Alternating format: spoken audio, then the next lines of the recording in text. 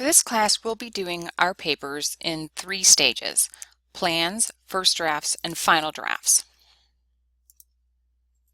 Plans and first drafts are homework assignments with point value. It's done to keep you on track and to keep you from procrastinating.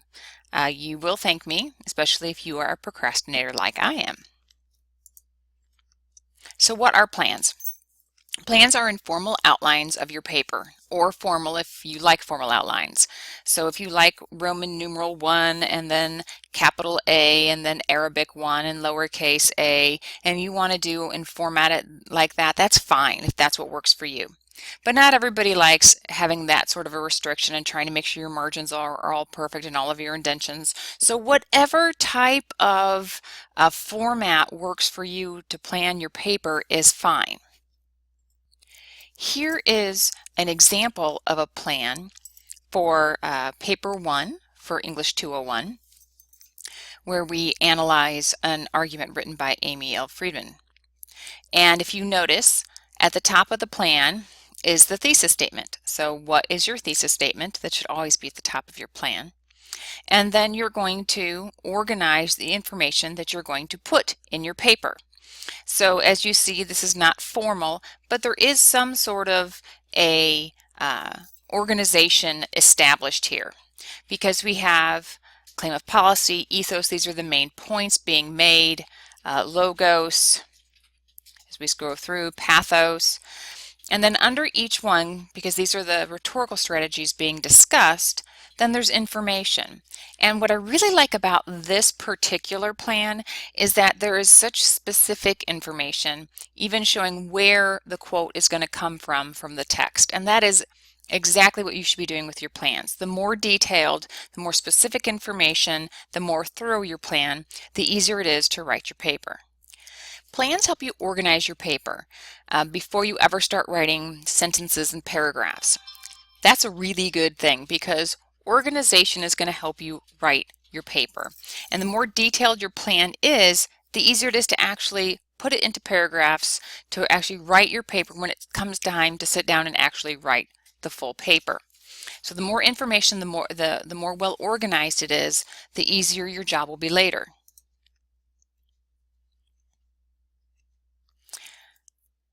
Planning your paper is also beneficial because it helps you make sure that you have everything you need in the paper. Usually you'll get some instructions, a rubric, a grade sheet, whatever it might be, from your instructor explaining what the paper is. So as you're looking at that, you can put your plan next to it and make sure that everything that needs to be in your paper is in your plan, because it's really easy to see the pieces of a paper when it's in plan form. It's also easy to rearrange those parts of your paper when you have a plan. Once you start putting into sentences, and especially into paragraphs, you've got transitions, everything is all worked together nicely, then you realize maybe you have to rearrange your paper. That's always a problem. It's harder to move things around once you've connected them all together that way.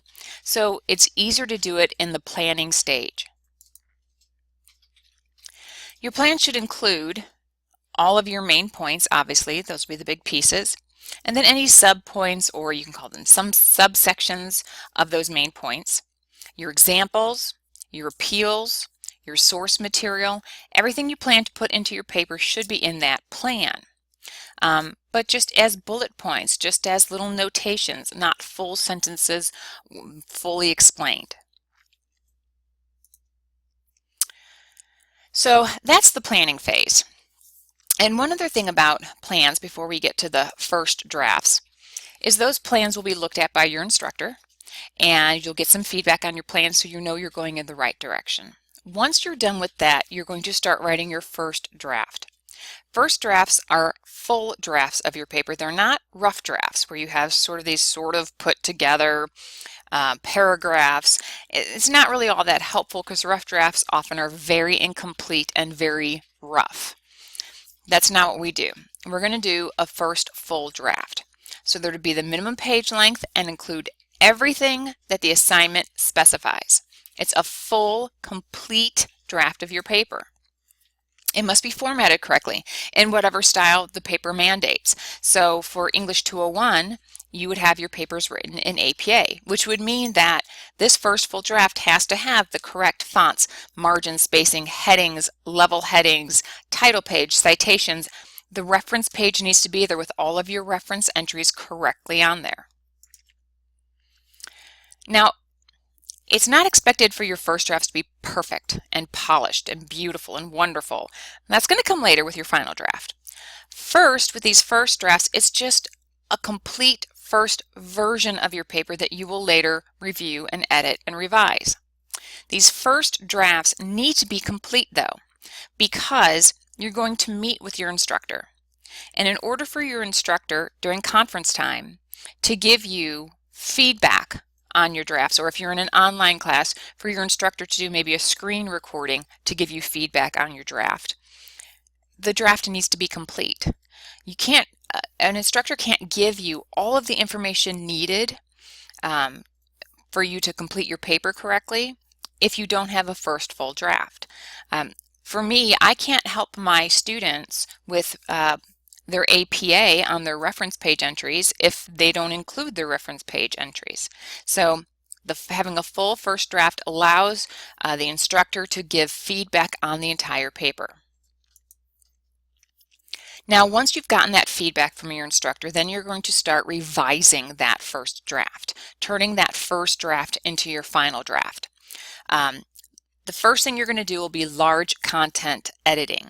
This would mean removing pieces or portions of your paper that are not relevant, that they do, or if they just doesn't work. Adding in elements that are necessary, such as more explanation, some examples, some appeals, maybe some additional source material for support.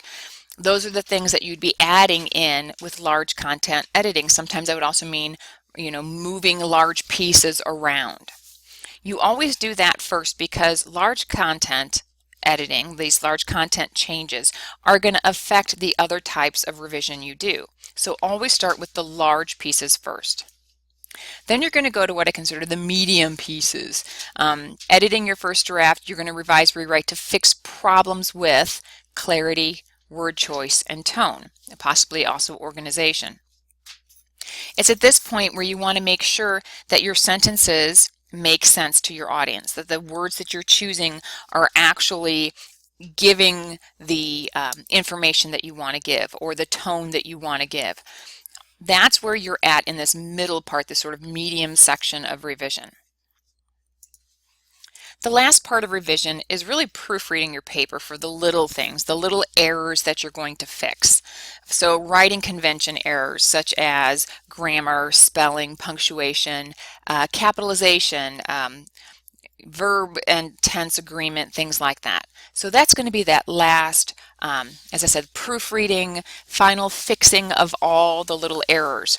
That comes last because, of course, any of the other two steps of revising, the big content, the medium content, is going to affect your spelling, your punctuation, your grammar, all of those types of things, because you are rewriting sentences. So once everything is totally rewritten, then you're going to go back and fix these little errors. You might want to make an appointment with the Center for Student Success to have them review your draft. You can also, obviously, you're going to speak to your instructor to get feedback on your draft as well. You will make an appointment with the writing program coordinator if need be to help with your drafts.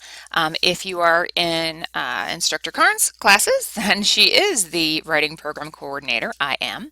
And I will be able to help you with both the content and your writing, the APA, etc., all together in the same conference. Now, once you've finished revising that first draft, you're going to turn it into your final draft. Your final draft, those are the perfect polished versions of the paper that you're going to submit for your really big paper grade. When going through the drafting process, make sure that you follow all the steps, that your plan is detailed and thorough, that your first draft is complete, that you get the feedback and do the revision necessary to create this final draft. If you have any questions about the drafting process or what a plan is, just make sure that you contact me.